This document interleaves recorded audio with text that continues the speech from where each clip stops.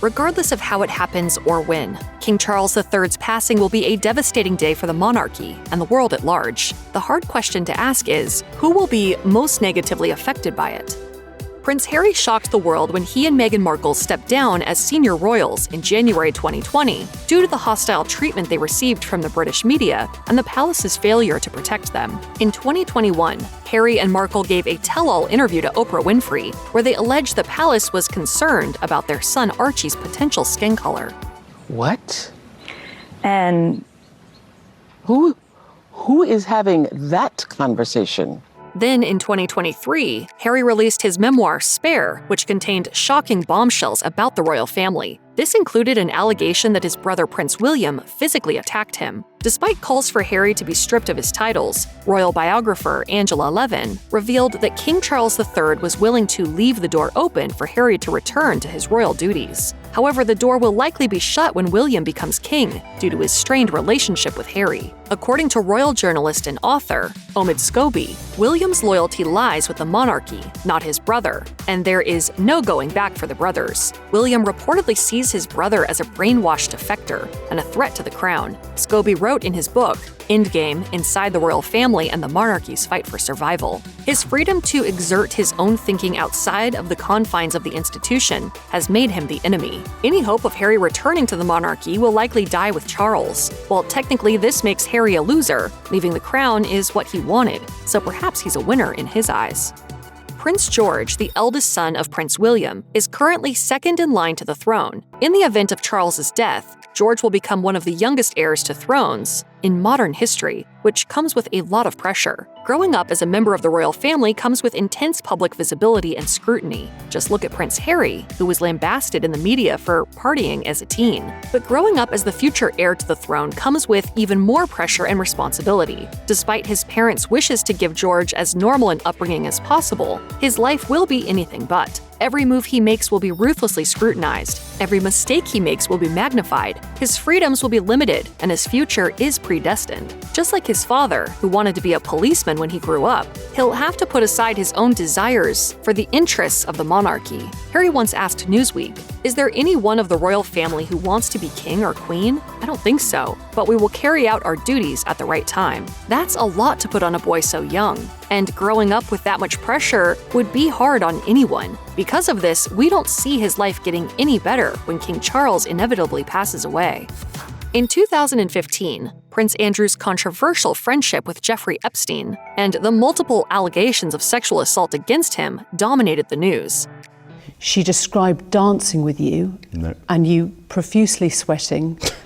The disgraced royal was stripped of his HRH titles and military roles, damaging his relationship with King Charles III. However, it seems that Charles may have had a change of heart. According to a palace insider, the king invited his younger brother to join him at the Balmoral Castle in August 2023. The royal source told Express, "The king and Andrew are now on much better terms, and making him the first member of the family to join him is an olive branch." According to historian Andrew Loney, it looks like the palace may be making room for Andrew's return. He told the Daily Beast, "Until now, the family have been trying to distance themselves from Andrew, but Sunday's ballet suggests that there's been a change of strategy." However, Prince William does not share the same soft spot for his disgraced uncle. Royal journalist Omid Scobie wrote in his book Endgame, "While King Charles has, so far, shown no inclination of conclusively stopping his support for his wayward brother, Andrew would be foolish to think that William will unquestionably support his uncle in the same way. Considering it was reportedly William who pushed for his uncle to be punished, there will be no way back for Andrew when William is king. So with that in mind, King Charles III's passing won't have any sort of positive effect on him."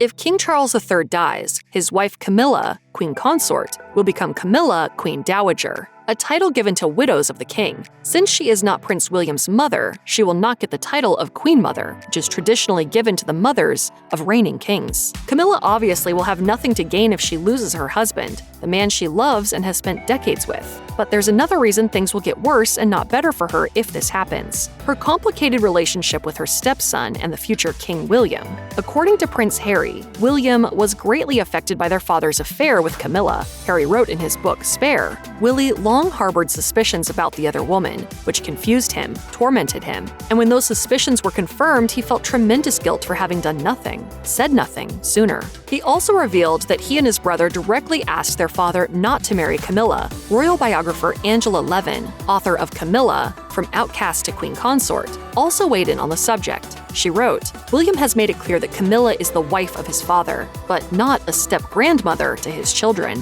While William has seemingly accepted Camilla into the family, she may become an outcast to the royals once again when Charles is gone."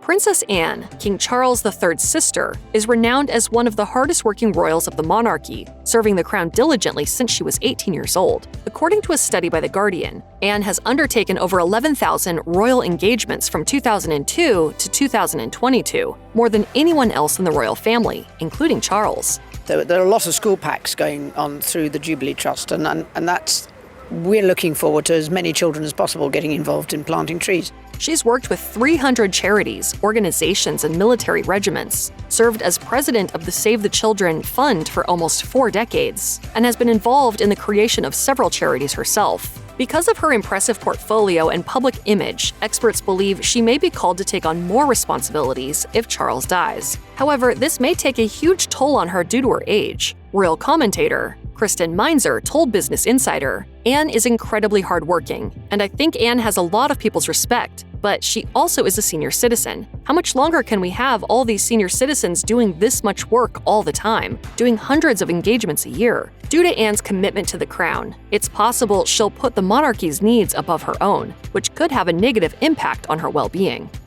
Princess Beatrice and Princess Eugenie are the daughters of Prince Andrew and Sarah Ferguson, Duchess of York. In 2022, there were rumors that King Charles III could strip the sisters of their royal titles. Royal expert Hilary Fordwich told Fox News Digital, "Unfortunately for Princesses Eugenie and Beatrice, their father's conduct has had rather an adverse and actually disastrous impact on their royal futures. The princesses are most likely to become Lady Beatrice and Lady Eugenie since their father, Prince Andrew's sexual assault scandal has purportedly poured ruin on their chances of becoming working royals." Beatrice and Eugenie have stood by their father despite the scandal and are reportedly feuding with their uncles and cousins over their part in stripping Andrew of his royal titles. Royal expert Neil Sean told Express, "According to very good sources, Princesses Eugenie and Beatrice are seemingly struggling to remain cordial with Prince William, Catherine, and Charles." Moreover, the Daily Mail's editor-at-large, Richard Kay, claims the York sisters are pushing for royal roles, but it is unlikely to happen due to Charles's wish to slim down the monarchy. It's likely that nothing will change for Beatrice and Eugenie when William is king, as he shares the same sentiments as his father regarding both the disgraced Prince Andrew and slimming down the monarchy. Therefore, it's fair to say that Beatrice and Eugenie wouldn't have much to gain if King Charles III dies.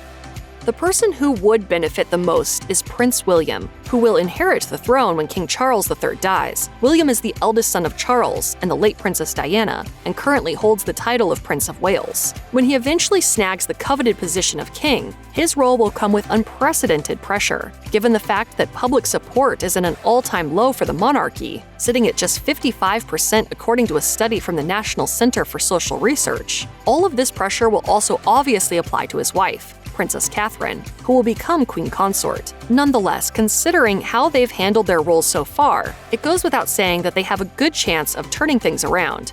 By the way, you be careful what you say now, because these guys, they're filming. I know. As for the couple's second and third-born children, Princess Charlotte and Prince Louis are known as spares. This comes from the phrase an heir and a spare, describing how firstborn children are heirs to the throne, while younger siblings are spares that can take the heir's place if anything happens to them before they have children of their own to succeed them. Despite this title, their parents have vowed to break the cycle and encourage them to pursue careers of their own when they grow up, which would surely be a positive and fulfilling thing for both of them. Lastly, Prince Edward, Duke of Edinburgh, and his wife Sophie, Duchess of Edinburgh, could also be considered winners due to their close relationship with William and Kate. Despite a reported feud between William and his uncle in 2001, the duo seem to have mended things, and their wives have reportedly formed a close bond. Being confidants of the future king and queen could have numerous benefits for Edward and Sophie. They could potentially be called upon to take on more prominent roles within their royal duties. William may also look to them for advice,